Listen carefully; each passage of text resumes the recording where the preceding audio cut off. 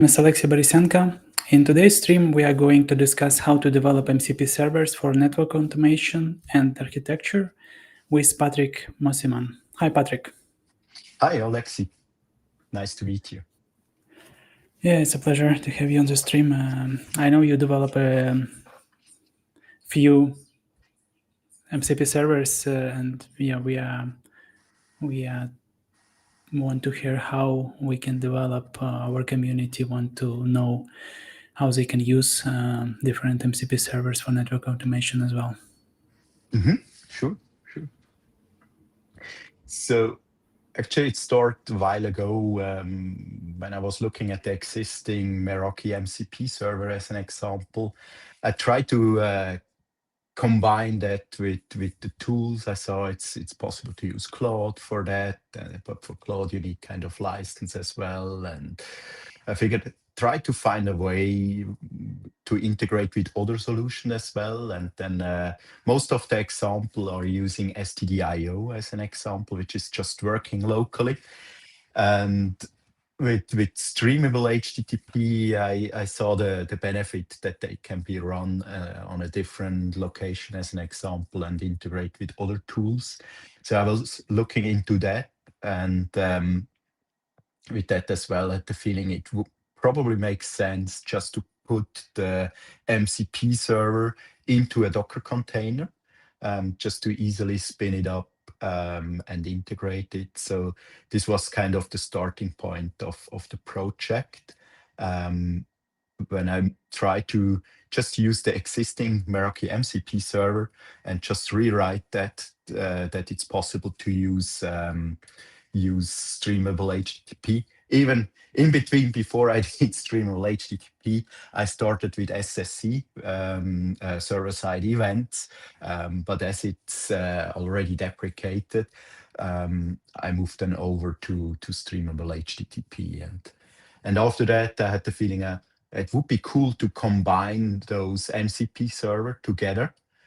So I went over to Catalyst Center and so on. And in the meantime, the whole project has 7 MCP server in it. So I continue with Netbox, iOS 6E, ISC, 1000 Eyes, and Splunk, which was the most recent one.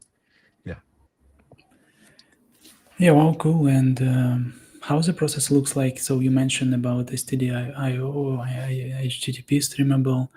What's the difference? And if the product has like the API, REST API, or some other product has only like RESTconf, NetConf, the other one, I don't know, only CLI, for example. How do you choose like technologies? Which MCP server and how to develop? So I leverage the fast MCP libraries for that, and there we can have the tool definition in it, and depending on what's already out there, I try to convert the existing calls as an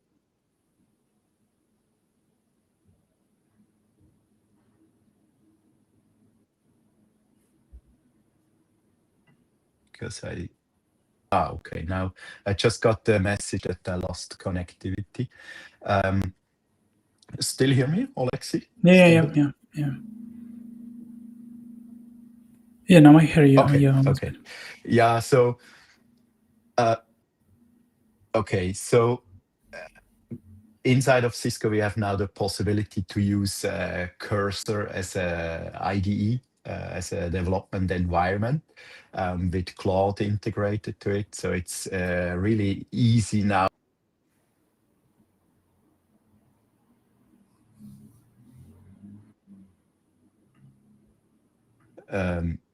Yeah, this is really, really cool to use Cursor, because then just can, for example, add an idea to it and say, okay, let's start building an MCP server. And then even you could do the troubleshooting if something is not working directly in the IDE as an example. Yeah, can you show how it looks like your final solution and the process. Yeah, sure. Okay, so let me try to share my screen. Okay. So currently just I'm sharing. So I submitted the repository, my GitHub repository to developercisco.com, and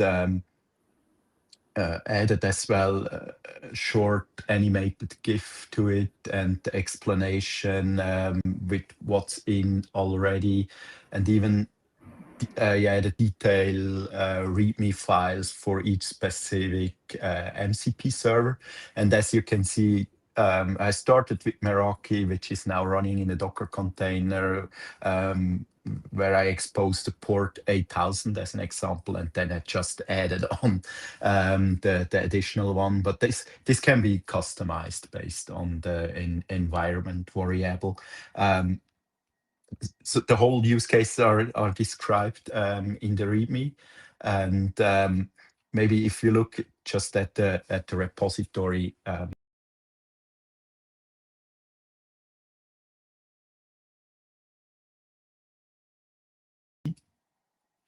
Okay, back again. Okay, so every MCP server has kind of the same structure. I added a Docker file to it. It's a README out there. Then it's the Python in, and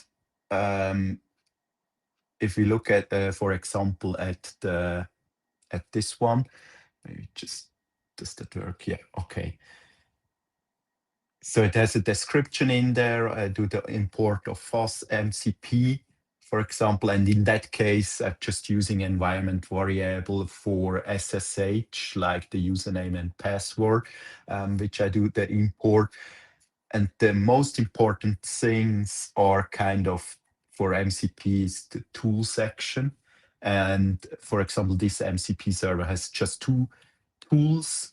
So one is the show command, which is a SSH connection to the switch itself using NetMiko, and just sending show commands from the large language model, for example, from Claude, towards an iOS XE device. Just need an IP address, and then it logs in and does run commands.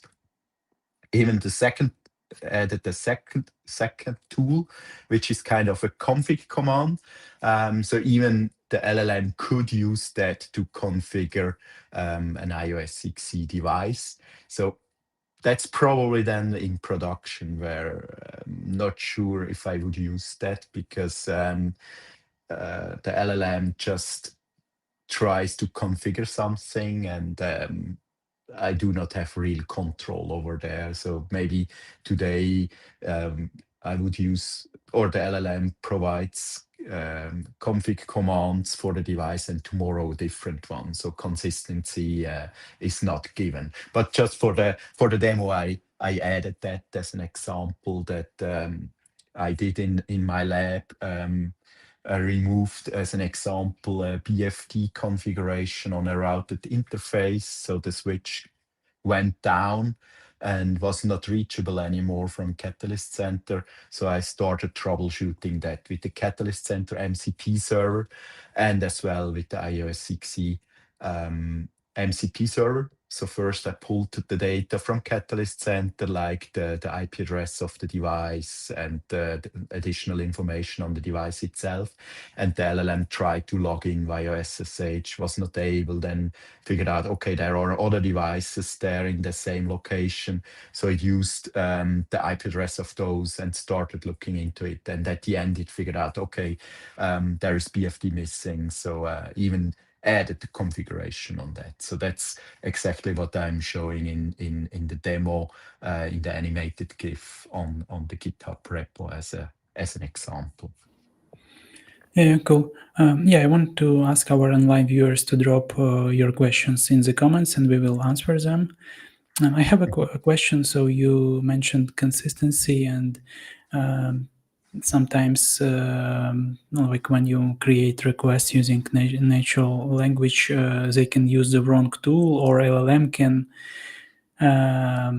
like work with this request differently and like run different commands, as you mentioned, like config command. How we can fix it?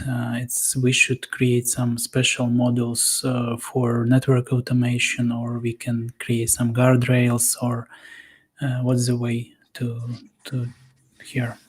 So one option which I see, and that's what we are using with Cisco Workflows as an example, which is providing MCP server for the workflows inside AI Assistant, like um, that we would provide kind of play, could be an Ansible playbook as an example as well, which we could then leverage. And then it's always doing the same config commands. But for that, we need to create first probably the config snippet or the Ansible playbook. But then afterwards, it could be just run via the LLM and the MCP server. So then it would be more consistent at the end.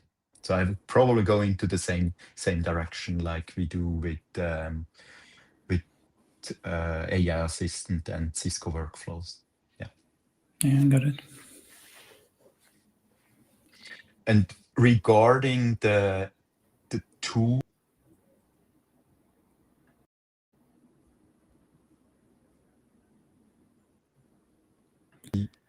Yeah, we lost you for a second. yeah, sorry. Allow me to share again. Okay. So that's my chatbot or LLM, which I'm using in the backend. So LiberChat, as an example, is an open source chat platform which can be integrated with a lot of cloud LLMs. Like I'm using, for example, AWS Bedrock with Claude running in it. But I also was using Mistral as an example. They offer an API, or it could be ChatGPT could be added to it, or Claude directly from Anthropic. So the benefit is really you can integrate many of the existing cloud LLMs as well, and get a nice front end with the possibilities to integrate MCP servers as well. And currently I added all my MCP server which I created, but for the chat itself, it needs to be enabled individually. Like if I would like to troubleshoot or do something with Meraki, I just select my Meraki MCP server. If I would use iOS XE, okay, so this one is not running, then maybe I can use Netbox as an example as well. And during the chat, it just use those of the MCP servers, so it's much easier to call the correct MCP server at the end. And even it could be during the chat can be enabled another one as an example. Maybe I start using first the Meraki one and then figuring out, okay, maybe I need another one as well. Or it would start with as an example, I could start with Splunk and then from there figuring out, okay, the problem, if I do a troubleshooting, the problem resists probably in the Meraki side, then just add the Meraki to gather additional information from there. Yeah, Patrick, let me address one question. Uzair asking, are we recording this session? Yeah, the session recorded. You can come back then to LinkedIn or to YouTube and watch it after the stream. Anis asking, are you using local AI client? Yeah, so I'm using LiberChat as a local client, but in the backend, I'm using a cloud LLM because during my development or testing as well, first I started with Olama running local LLMs, and the problem was kind of the limitation of this knowledge of the local LLMs. For example, what I figured out was when using Meraki, MCP server, first thing is you need to get the organization ID as an example. And for that, the call would be get organization ID. You can filter then on the name, and then it will be used for the upcoming calls. And with the local LLMs, it was not possible to even distinct or get combining this information, let's put it that way. So it was not possible to use the organization name. What worked was kind of using then the static organization ID, but even then, the limitation of populating the right API requests or the payload for the API request was too limited. So that was the reason why I moved over to, currently I'm using Claude Sonnet 4.5, which is amazing with the capabilities it has. The client itself is LibreChart, is open source. Yeah. Exactly. Yes. Yeah. Yeah. Let me see. Just need to open my Docker because I forgot to run my MCP server. So you can see as an example. So that's how I set up the project. I just added all of those into one network. I called it Network MCP Suite.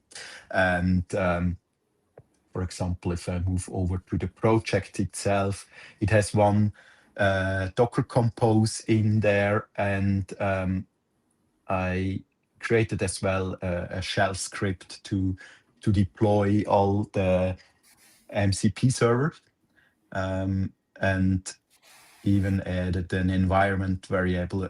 That's the new thing that right now I can enable or disable a specific MCP server if I would like to deploy, or maybe if I don't use Thousand Eyes as an example, I just can go in and say it's false and save that as an environment variable and deploy, and then I would just use the rest, or it deploys the rest of the MCP servers.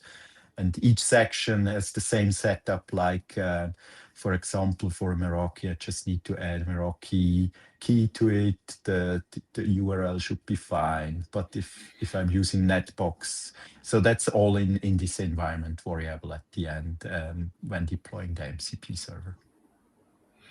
Yeah, it's cool. And do you have some example of prompt requests that can combine when you type in and your system will decide to use, for example, MCP server for Netbox, then grab some information there, and then work with Catalyst MCP server? How does this Yes. context switching Yes, like? exactly.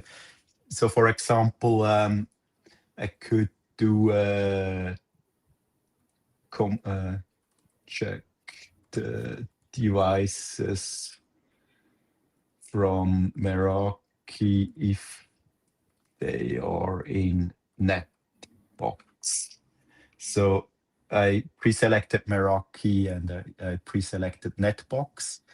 And now if everything works fine, I just send that.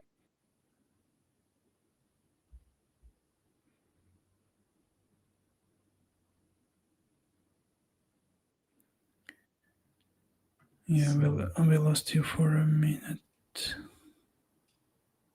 Yeah, just share that again. Okay. So now you can see first it did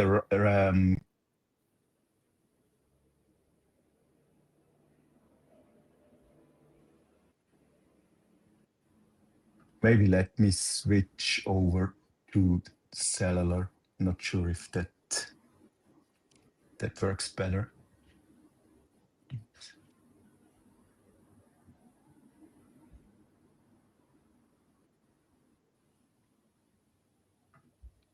Let's see if that works better. Yeah, let's see. Yeah, we have a few comments more. Yeah, from Uzair, like, can you share YouTube channel link. I cannot send it directly in LinkedIn because we use now other platform. You can just Google Cisco DevNet YouTube channel and its stream is there and online. We also have question, are you able to leverage an external vault like HashiCorp or Azure to pull the tokens? Yes, that's possible. Even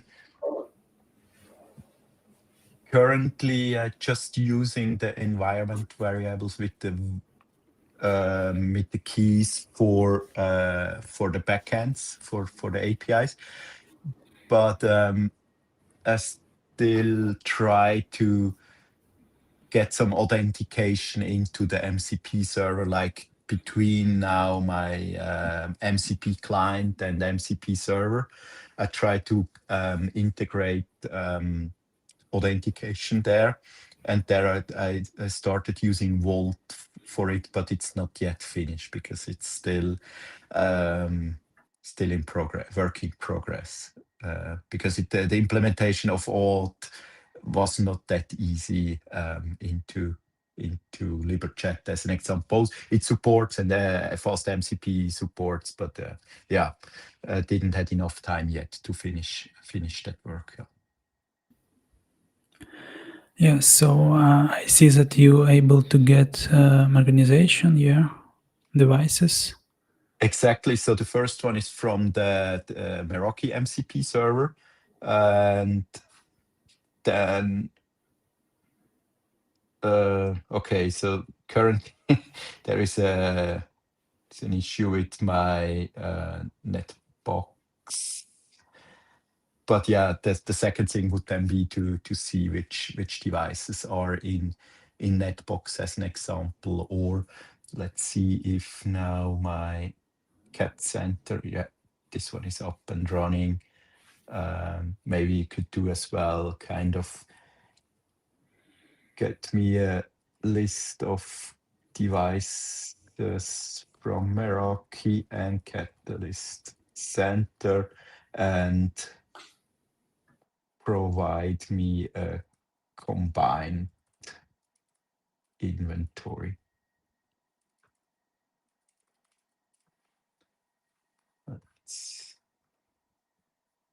That's mainly because of my VPN connection to the lab. Sometimes I lose the connection to AWS. So first, now it does the get network devices as well. I have 39 devices, Meraki dashboard, and then it will continue with the Catalyst Center as an example. Or what I did is kind of getting the devices from from Meraki, and then I can do some iOS 6a into it to check, for example, if BGP is configured on a device. Or yeah, so there is no end, or yeah, there are so many possibilities to combine those. Yeah. Let's see. Yeah, it's still on the Meraki side. And now I get the Catalyst Center side. So you can see it started using get devices from Catalyst Center as well. So maybe I could do a search for an endpoint as well and send the commands, or using both Meraki and Catalyst Center as an example. Yeah, thanks. And in this case, which model you use under the hood? The large language model, you mean? That would Yeah, be yeah. Claude Sonnet 4.5, which is enabled right now. Yeah, cool.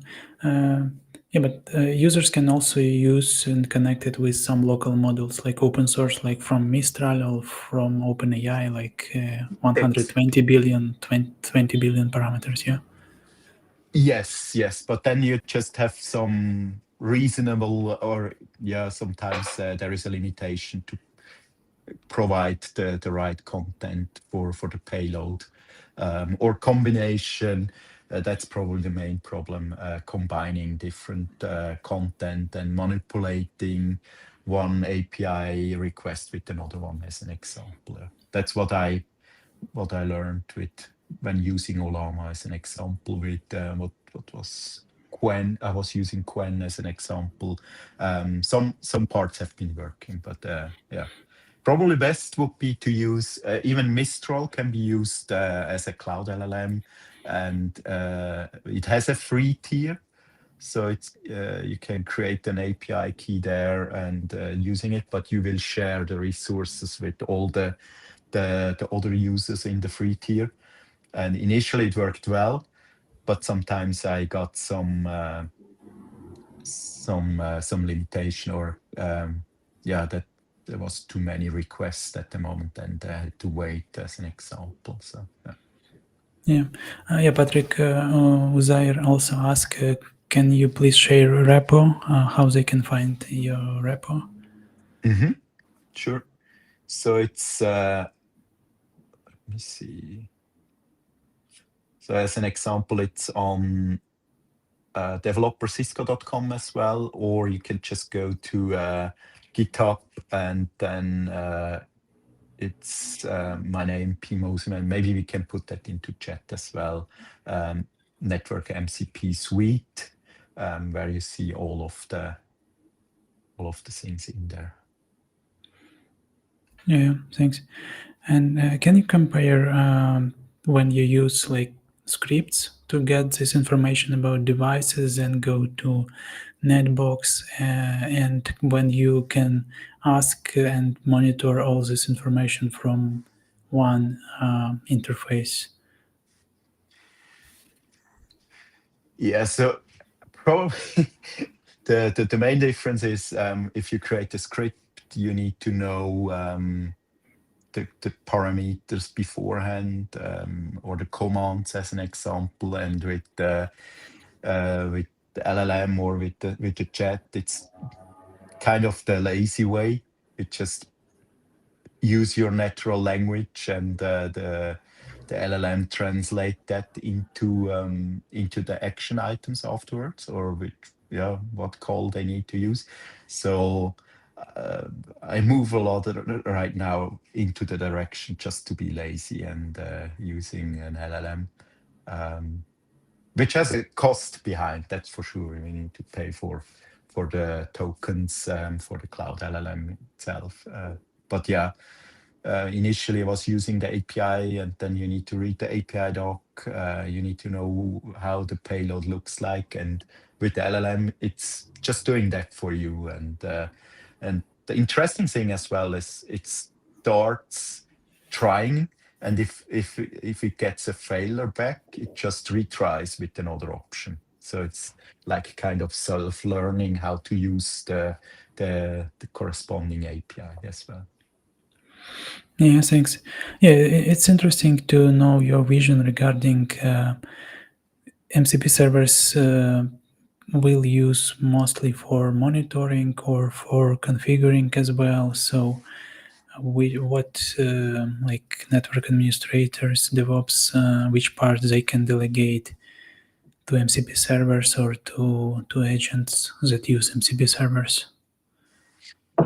Yeah, so based on discussion as well with customer, it's probably more for the not so senior people, like first level support, or so that they can use a chat and get additional information out of the tools, or combine information as well, um, versus just send the ticket over to the second level, as an example, which then is maybe a more senior person, which probably aware of the CLI commands, or yeah, and that's probably the best thing behind it, that even the not so senior person can learn as well. Because even if you're using the chat, um, I can even look up the commands. If I would use SSH as an example, I would see even the show commands which will be used. So I could do my learning as well. The difference is right now kind of with the MCP server, before I was using, for example, ChatGPT and was asking, okay, how can I configure or how can I program XYZ, or how can I get the list of MAC address from a switch? And I got the commands from ChatGPT. And now even with the integration with the MCP, it sends out the commands to the device itself. So I even don't need to do copy paste between that. Yeah. Yeah, cool, thanks. Yeah, we have a question from Herbert. Are all these MCP servers third party or open source, or are some provided by Cisco? So it's maybe it's so-called community-based. Yeah, you as a contributor just take in documentation and create it, yeah, and share with community. Currently, it's mainly community based because the problem, or yeah, it's kind of a problem with the MCP server. Um, what I learned, the recommendation is around that an MCP server should not have more than 50 tools, as an example, and the tool could be an API endpoint. And when we look at Catalyst Center, then probably have around 1,000 or something like that API endpoints. So someone needs to decide which API endpoint will be offered as an MCP server, as an example. And that's kind of what we are now doing, learning as well, the use cases, and then we can provide maybe an integrated version. And what I learned is as well, Splunk already has a MCP server in the platform itself. Which is providing some of the tools. But there, even I was not able to use my approach with streamable HTTP. So what I did is kind of a proxy in between. Now it translates the streamable HTTP towards how the implementation on the Splunk side is doing. So it's not real an MCP server, it's more an MCP proxy what I created for Splunk. Yeah, yeah. I want to say thanks to Mike to paste the link to the open source project that we mentioned, so other can see it on LinkedIn as well. Yeah, we have 3 minutes left. Is there anything that you also want to share about process or architecture? Yeah, so maybe just try to go back to the repo. Yeah, the architecture itself is pretty simple. So we have the MCP client. In my case, I'm using LiverChat, could be used with other MCP clients as well. And then just having Docker containers per MCP server. And it's kind of HTTP, which is going from MCP client to the server itself. And maybe when we open, let's go to LiberChat, and maybe need to zoom in a little bit. It's up here. Let's zoom in. Maybe one more. The main thing is in the LiberChat YAML file. So there we have the configuration. Maybe just do one bigger. It's better. Okay, so down. So this is kind of the configuration which needs to be done on the MCP client side. So just specifying a name, defining the type, which is my case, the streamable HTTP, and then adding the name to, or the IP address to the MCP server. And as in my case, I'm using the Docker. So even LiverChat is running in a Docker container or in multiple Docker containers. So I can use the internal networking names to connect between the two Docker containers. So that's the only thing which needs to specify for the MCP client as well. Yeah, I have some. Yeah, thanks, Patrick, for your time and for sharing this information. We Yeah, address all questions from the community, and I see that a lot of our community start to using MCP servers, and it's nice that we have community-based MCP servers, and you can like experimenting around this and build some automation use cases. exactly. And even the combination of multiple MCP server, it's in my opinion really cool that you can get a list of devices, for example, and do something else. I know there is a service MCP server, Cisco service MCP server out there as well. That's maybe something which I need to look into, where I can see end of software support and so on. So this could be easily combined then with another source, like to get an inventory and check if the software is accurate or if the device is end of support or so. Yeah, that's something which is on my bucket list. Yeah. Thanks to our online viewers, and thanks a lot for you, Patrick. Yeah, thank you as well for the opportunity to show what I did, and would be interested as well what others would like to do or what they would like to see as well. Happy to work on additional MCP servers. Yeah,